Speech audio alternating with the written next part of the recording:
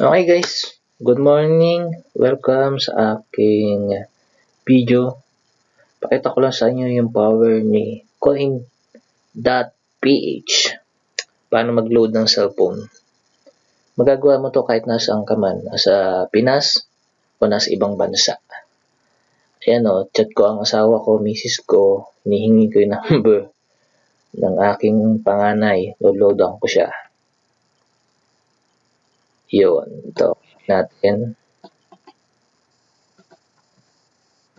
Try ko coin.ph, naka-ready na siya. Input lang natin. Yan. Malalaman mo kung anong sync siya, kung anong network siya. Yan nakalagay o. Natin 10ph. Baka mag-Facebook na mag-Facebook eh. Kamihan natin.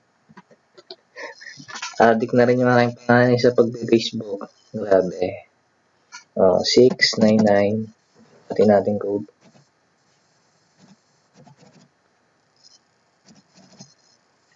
Okay.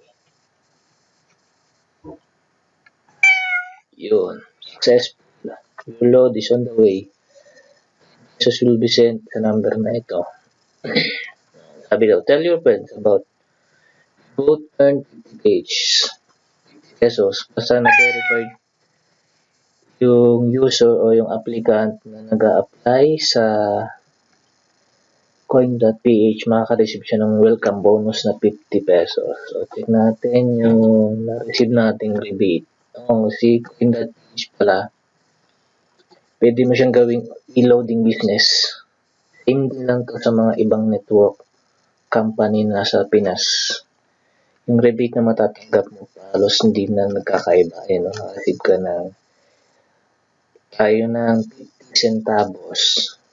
Lo-load ka ng 10, sisingilin mo sila ng mga 1 piso, 11 pesos yung babayaran sa'yo.